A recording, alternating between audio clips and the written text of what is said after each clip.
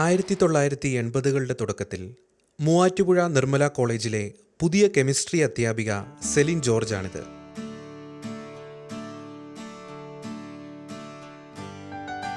Post graduate പഠനം കഴിഞ്ഞ ഉടനെ കോളേജ് അധ്യാപികയായി നിയമനം ലഭിച്ച ഭാഗ്യവതിയാണ് സെലിൻ.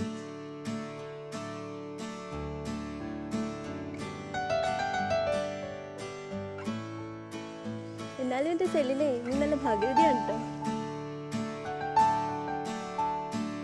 ആ ചിന്തയ്ക്ക് പെട്ടെന്ന് തന്നെ മാറ്റം സംഭവിച്ചു. ഒരു ക്യാമ്പസിനെ മുഴുവൻ നടുക്കത്തിലാഴ്ത്തിക്കൊണ്ട് സെലിൻ എന്ന അധ്യാപിക കോൺവെന്റിൽ ചേർന്ന് സന്യാസിനിയാകാൻ തീരുമാനിച്ചു. സിസ്റ്ററെ, പലരുടെ ഒരു ഡ്രീം പ്രൊഫഷനാണ് അധ്യാപക ജോലി. സിസ്റ്ററെ സംബന്ധിച്ചിടത്തോളം ഒരു എയ്ഡഡ് കോളേജ് അധ്യാപികയാവാൻ സിസ്റ്ററിന് ഭാഗ്യം ലഭിച്ചു. എന്നിട്ട് സിസ്റ്റർ കോൺവെന്റിൽ ചേരാൻ തീരുമാനമെടുത്തു.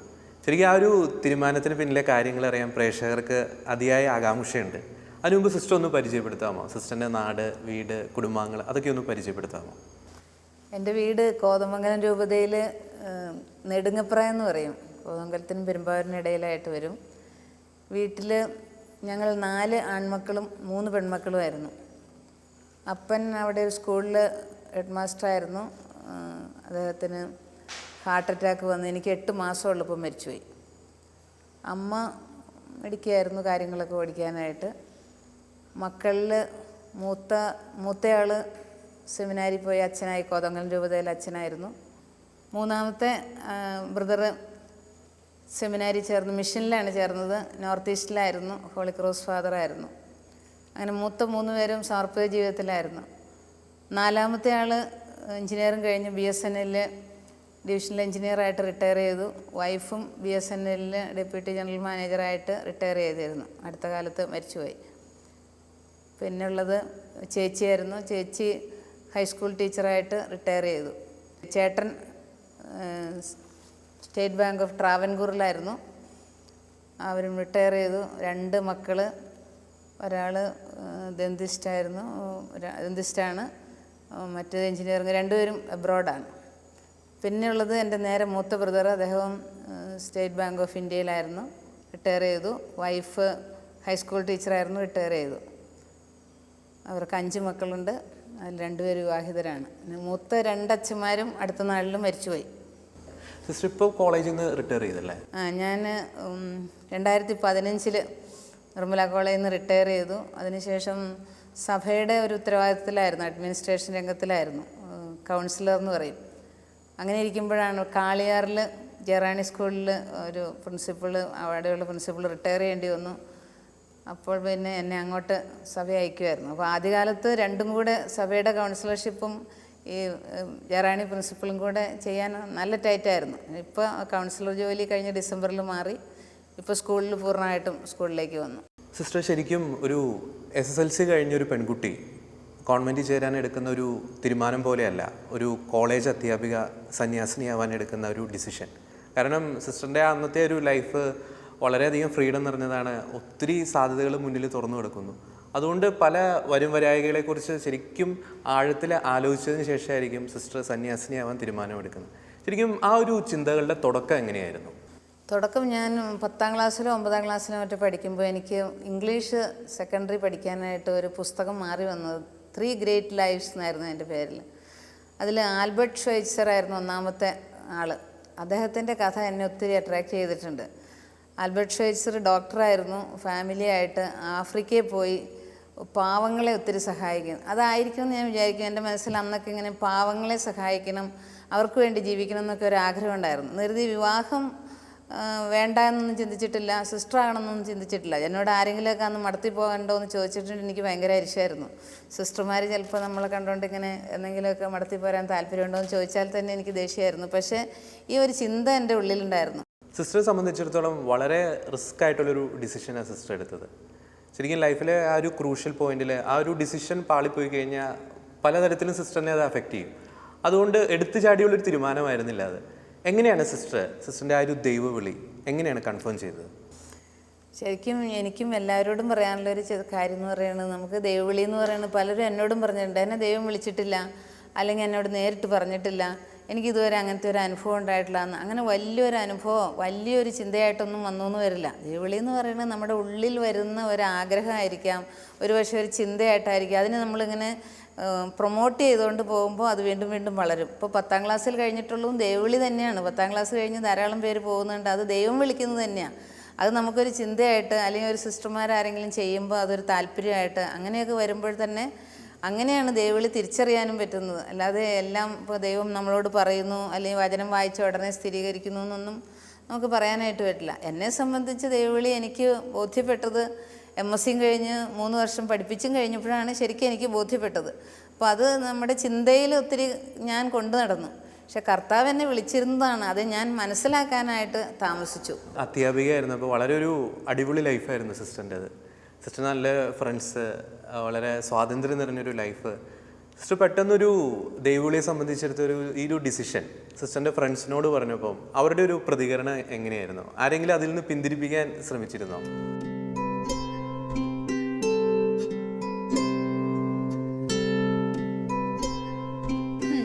ഒരു കാലത്ത് കന്യാസ്ത്രീയുടെ ഉടുപ്പ് കാണുന്നത് പോലും അലർജി ആയിരുന്ന ആളാണ്. ഉടുപ്പിടാൻ എനിക്കിപ്പോഴും ഇഷ്ടമല്ല.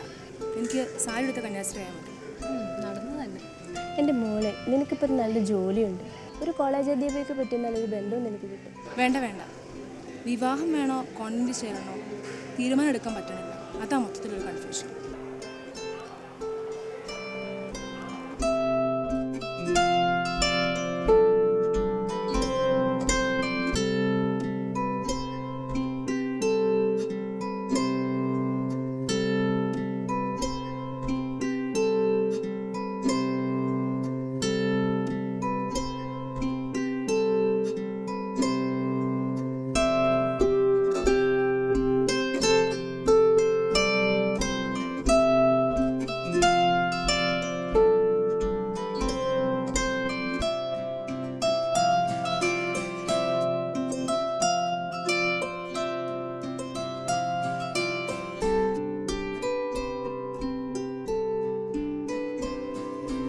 ഞാനിവിടെ ഹോസ്റ്റലിലെ സിസ്റ്റർ സെല്ലിൻ്റെ കൂട്ടത്തിൽ വരുന്നത് 83 ജൂണിലാണ്. അപ്പം അന്ന് ഞങ്ങളെല്ലാവരും നല്ല ജോലി അടിച്ച് ഹോസ്റ്റലിൽ നന്നായിട്ട് എൻജോയ് ചെയ്ത് എന്ന് പറഞ്ഞാൽ ജോലിയൊക്കെ കിട്ടി. ഞങ്ങൾക്ക് വലിയ കൂടുതൽ വേറെ ഉത്തരവാദിത്തങ്ങളൊന്നുമില്ല, ഞങ്ങൾക്ക് പഠിപ്പിക്കുക എന്നുള്ളതേ ഉള്ളൂ. അപ്പോൾ അന്ന് ഞങ്ങൾ നല്ല ജോലി അടിച്ച് നടക്കുന്ന ഒരു കാലമാണ്. അപ്പോൾ സിസ്റ്റർ സെല്ലിനാണെങ്കിൽ സിസ്റ്ററിൻ്റെ വീട്ടിലെ ഏറ്റവും ഇളയ ആളാണ്. അപ്പം അവരൊക്കെ വിളിച്ചിരുന്ന സ്നേഹത്തോടെ വിളിച്ചിരുന്ന പേര് സെലി എന്നായിരുന്നു. അപ്പം ഞങ്ങളും ഇടയ്ക്കിടയ്ക്ക് സെലി എന്ന് വിളിക്കും. അപ്പോൾ സെലിന ഞങ്ങളൊക്കെ എന്തായിരുന്നാലും ഒരു സന്യാസ ജീവിതത്തിലേക്കൊന്നും പോകാനുള്ളൊരു തീരുമാനമൊന്നും ഞങ്ങൾക്കില്ലായിരുന്നു. പക്ഷേ സെലിന് എങ്ങോട്ട് പോകണം എന്താണെന്നുള്ള ഒരു അങ്ങോട്ട് തീരുമാനം എടുക്കാൻ പറ്റാത്ത ഒരവസ്ഥയായിരുന്നു.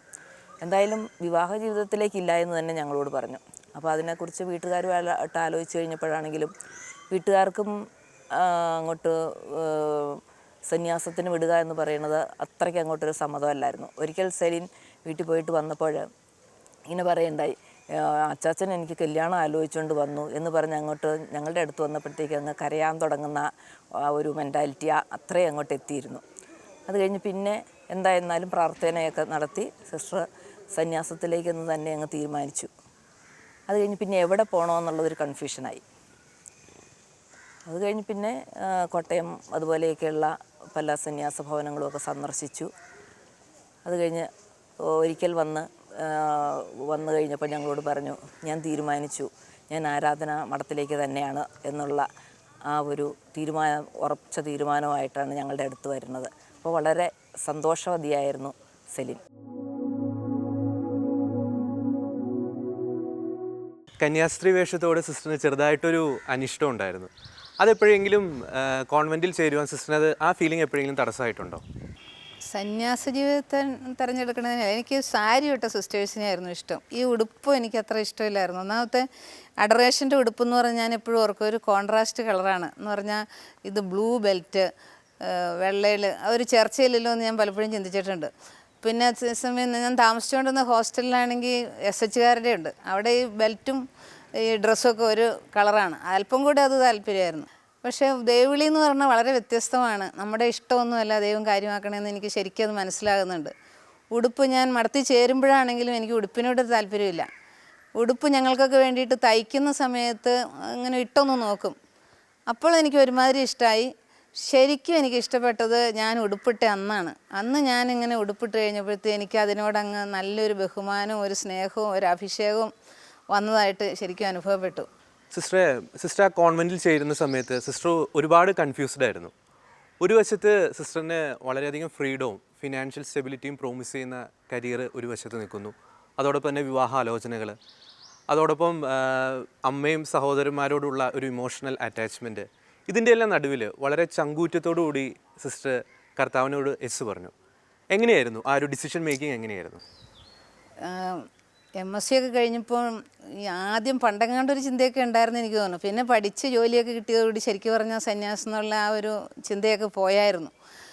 അത് കഴിഞ്ഞിട്ട് വരുമ്പോൾ പിന്നെ ഉള്ളിലിങ്ങനെ സോഷ്യൽ വർക്ക് അല്ലെങ്കിൽ എന്തെങ്കിലുമൊക്കെ സമൂഹത്തിന് നന്മ ചെയ്യണമെന്നൊരു തോന്നലുണ്ടായിരുന്നു. അങ്ങനെ ചെയ്തു വരുമ്പോഴും പലരോടും ഇങ്ങനെ കൺഫ്യൂഷനാണ്. വീട്ടുകാരെ, അമ്മയെ പിരിയുക, മൂത്ത ആങ്ങളെ പിരിയുക, ഇതൊക്കെ ഓർക്കുമ്പോൾ എൻ്റെ കണ്ണിങ്ങനെ നിറഞ്ഞൊഴുകും.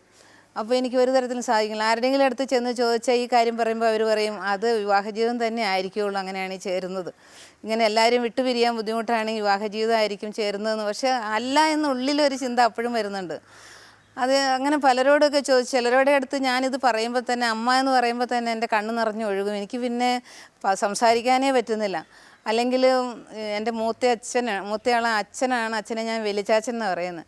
അപ്പോൾ വലിച്ചാച്ചൻ എന്ന് പറയുമ്പോഴും എൻ്റെ കണ്ണിക്കട ഇങ്ങനെ നിറഞ്ഞ് ആരോടൊരു സംശയം ചോദിക്കാനായിട്ട് ചെന്നാലും ഇങ്ങനെ കണ്ണ് നിറഞ്ഞൊഴുകും. അപ്പോൾ അവരോർത്തിറക്കണത് ഇതിനൊന്നും ദൈവവിളിയില്ല, ചുമ്മാ ഇങ്ങനെ ഒരു തരമാണ്.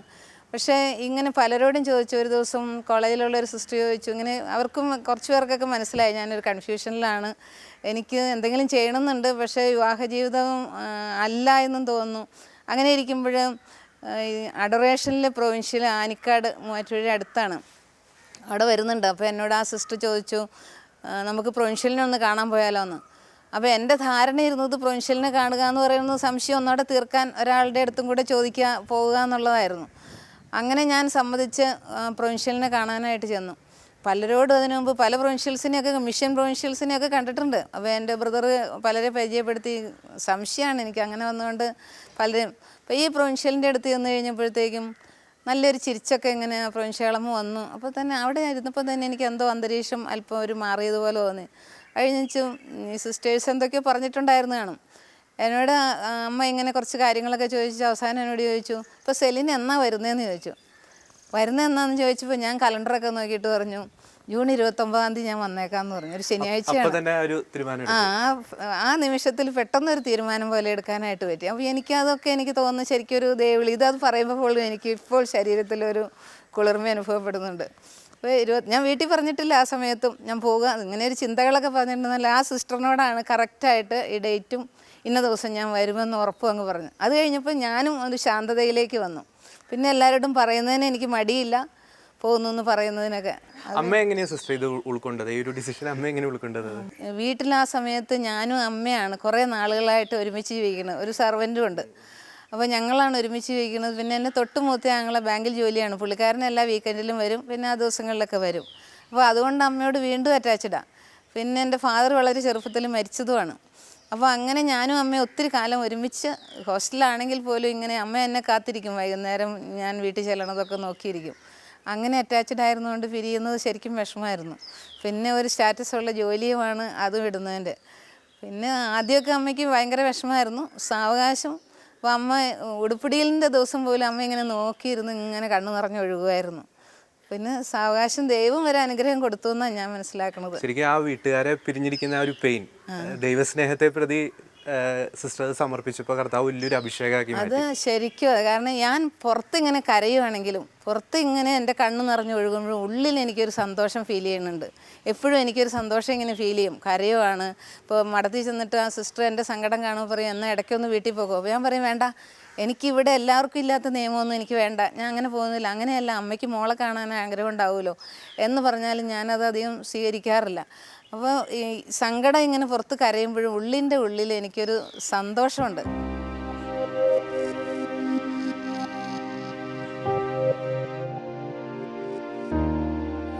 സെലിൻ, എന്തിനാ മോളെ കരയുന്നത്?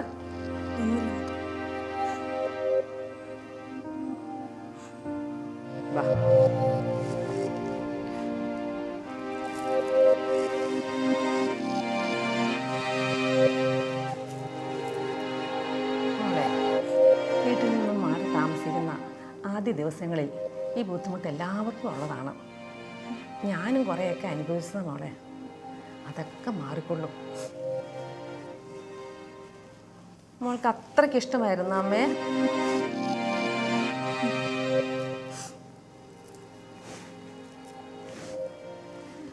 മോളിനി ഈശോയുടെ മണവാട്ടിയാകാൻ പോവുകയല്ലേ.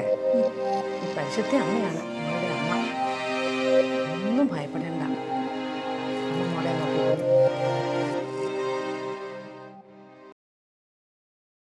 ഞങ്ങളുടെ വീട്ടിൽ സെലിൻ മാത്രം, ബാക്കി എല്ലാവരും ചേട്ടന്മാരെയൊക്കെ അച്ചാച്ചൻ. ഞാൻ ജോസഫ് ചാച്ചൻ, ഇത് കുഞ്ഞുഞ്ഞച്ചാച്ചൻ, പിന്നെ വല്യച്ചാച്ചൻ, ജോർജ് അച്ചാച്ചൻ, ഇങ്ങനെ 4 അച്ചാച്ചന്മാരാണ്. അവരെയൊക്കെ അങ്ങനെ വിളിക്കണേ. അപ്പോൾ ജോസഫ് ചാച്ചൻ്റെ കല്യാണം കഴിഞ്ഞാൽ പിന്നെ അവളുടെ കാര്യം. അതാണ് ഞങ്ങൾ അവസാനം കുടുംബം എല്ലാവരും തീരുമാനിച്ചിരിക്കണേ. ഞങ്ങളെല്ലാം തീരുമാനിച്ചത് അതുപോലെയാണ്. അപ്പോഴാണ് 2 മാസത്തിനകം അവളുടെ തീരുമാനം അവൾ അറിയിക്കണേ. അത് ഒരു വലിയ ഷോക്കാണ്.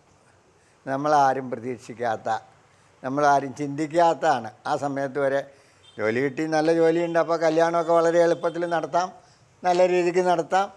അപ്പോൾ നമ്മൾ ഏതാണ്ട് കുറച്ചൊക്കെ ഒരു ചേട്ടന് ജോലിയുണ്ട്, നമ്മളും എല്ലാവരും ഒക്കെ ഒരുവിധം നല്ല രീതിക്ക് എത്തി എന്നൊരു തോന്നലുണ്ട്. അപ്പോൾ ആ ഇരിക്കുന്ന സമയത്താണ് ഇവൾ പറയണത്. അത് ഞങ്ങൾക്ക് ആർക്കും ഉൾക്കൊള്ളാൻ പറ്റിയില്ല.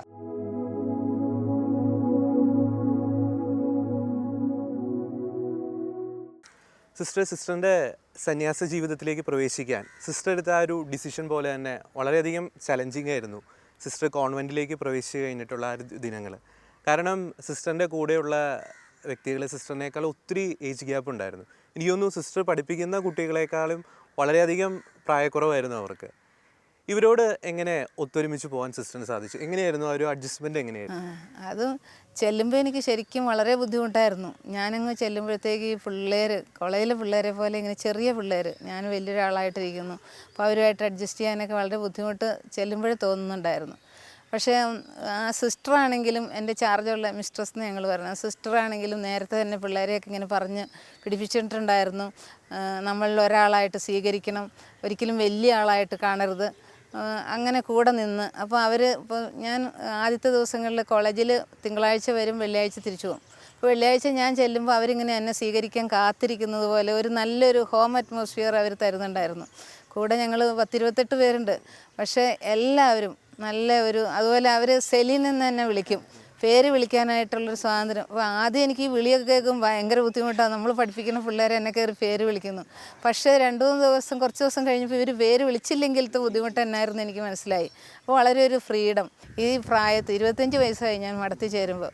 അപ്പോൾ ഈ 25 വയസ്സിലും ദൈവം എന്നെ വിളിച്ചു, ദൈവത്തിൻ്റെ കൂടെ ആയിരിക്കാനായിട്ട് അനുവദിച്ചു. അതിൻ്റെ ഒരു സ്വാതന്ത്ര്യവും സന്തോഷവും അനുഭവിക്കാൻ സാധിച്ചു എന്നുള്ളതിൽ എനിക്ക് ഒരുപാട് സന്തോഷമുണ്ട്. പിന്നെ ആ പേര് വിളിച്ചപ്പോൾ തന്നെ ആ ഒരു ഏജ് ഡിഫറൻസ്, ആ ഗ്യാപ്പ് അങ്ങോട്ട് ഇല്ലാതാകുന്ന പോലെ ഫീൽ ചെയ്യായിരുന്നു. പിന്നെ സെലിനാണേലും വളരെ ബോധപൂർവം ഞങ്ങൾ മറ്റ് ബാച്ച്മേറ്റ്സിനോടൊപ്പം ചേരാനായിട്ട്, യാതൊരു ഡിഫറൻസും കാണിക്കാതിരിക്കാനായിട്ട്, കുട്ടികളിൽ ഒരാളെ പോലെ ആയിത്തീരാനായിട്ട് സെലിൻ ഒത്തിരി ബോധപൂർവ്വം ശ്രമിക്കുന്നുണ്ടെന്ന് ഞങ്ങൾക്ക് മനസ്സിലായി. പിന്നെ ഞങ്ങൾ ഒരുമിച്ചുണ്ടായിരുന്ന ആ നാളുകൾ ശരിക്കും ഒരു ചേച്ചിയുടെ സ്നേഹത്തോടെ വളരെ കാര്യമായിട്ടായിരുന്നു ഞങ്ങൾ ഓരോരുത്തരെയും സെലിൻ കരുതുന്നത്.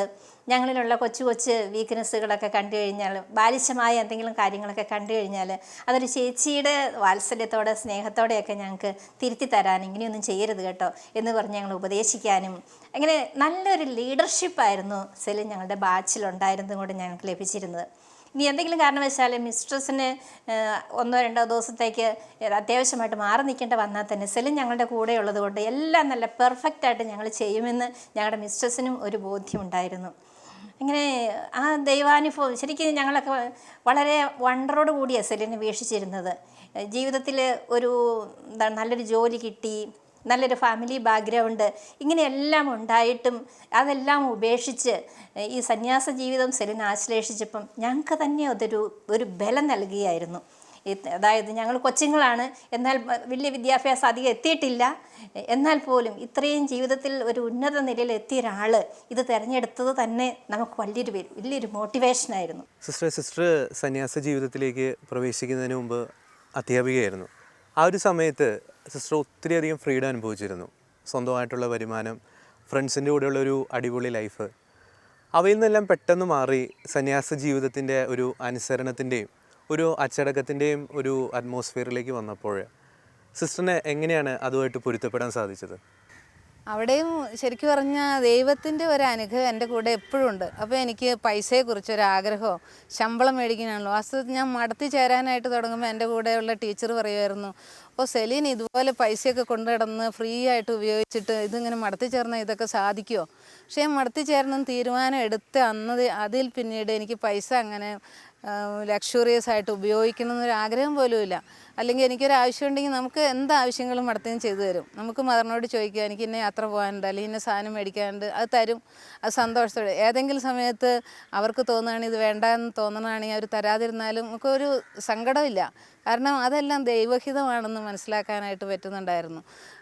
ഏത് സാഹചര്യത്തിൽ ചോദിക്കും. അതുപോലെ ഇപ്പം ഡിസിപ്ലിൻഡ് എന്ന് പറഞ്ഞു. ഡിസിപ്ലിൻഡ് എന്ന് പറഞ്ഞാൽ ഇപ്പോൾ കോളേജിൽ ചെന്നു അല്ലെങ്കിൽ ഏത് ജോലിയിലായാലും നമുക്ക് കർത്താവാണ് നമ്മളെ നയിക്കുന്നതെന്നൊരു നല്ല ചിന്തയുള്ളതുകൊണ്ട് ഒന്നിനെ കുറിച്ച് ആകുലതയില്ല.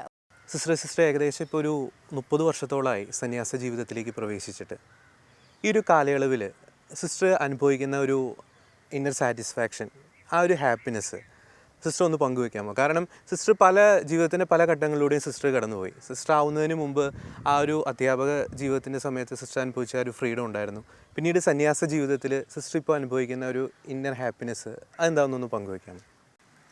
എനിക്ക് ഈ വിളിയെക്കുറിച്ച് ഓർക്കുമ്പോൾ ഭയങ്കര സന്തോഷമുണ്ട്. ഒരിക്കൽ പോലും ഞാൻ എടുത്ത തീരുമാനം തെറ്റായിരുന്നു ജീവിതത്തിൽ ഒരിക്കൽ പോലും എനിക്ക് തോന്നിയിട്ടില്ല.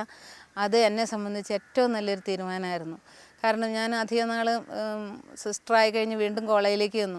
അപ്പോൾ കോളേജിലേക്ക് ചെല്ലുമ്പോൾ ഒരുപാട് സാഹചര്യങ്ങളിൽ എനിക്ക് ഒത്തിരി യുവജനങ്ങളെ സഹായിക്കാനായിട്ട് പറ്റിയിട്ടുണ്ട്. ചില വളരെയധികം വെള്ളമടിച്ച് നടക്കണം അല്ലെങ്കിൽ ചെറിയ കൂട്ടുകെട്ടൊക്കെ ആയിട്ട് നടക്കണവരെ സഹായിക്കാനുള്ള സാഹചര്യങ്ങൾ എനിക്ക് ലഭിച്ചിട്ടുണ്ട്. സിസ്റ്റർ വളരെയധികം ഇൻസ്പയറിംഗ് ആയിരുന്നു സിസ്റ്റർ പങ്കുവെച്ച ഈ അനുഭവങ്ങൾ. പ്രത്യേകിച്ച് ദൈവവിളി സ്വീകരിക്കാൻ ആഗ്രഹിക്കുന്ന അനേകർക്ക് ഒത്തിരി മാർഗദർശനങ്ങൾ സിസ്റ്ററിൻ്റെ അനുഭവത്തിലൂടെ അറിയാൻ സാധിച്ചു. ഒരു കോളേജ് അധ്യാപികയ്ക്ക് ലഭിക്കേണ്ടിയിരുന്ന എല്ലാ ഫ്രീഡവും ആ ഒരു ഫിനാൻഷ്യൽ സ്റ്റെബിലിറ്റിയും എല്ലാം ഉപേക്ഷിച്ച് ദൈവസ്നേഹത്തെ പ്രതി കർത്താവിൻ്റെ കോളിനോട് യെസ് പറഞ്ഞ സിസ്റ്ററിൻ്റെ ഈ ചങ്കൂറ്റം വളരെയധികം ചലഞ്ചിങ് ആണ്. അനേക യുവജനങ്ങൾക്ക് ദൈവവിളി സ്വീകരിക്കുന്നത് പ്രചോദനമാകട്ടെ എന്ന് പ്രാർത്ഥിക്കുകയാണ്. ഷെക്കേന ടെലിവിഷന് വേണ്ടി സിസ്റ്ററിൻ്റെ ഈ വിലയേറിയ സമയം പങ്കുവച്ചതിന് സിസ്റ്ററിന് ഒത്തിരി നന്ദി പറയുന്നു. Thank you sister.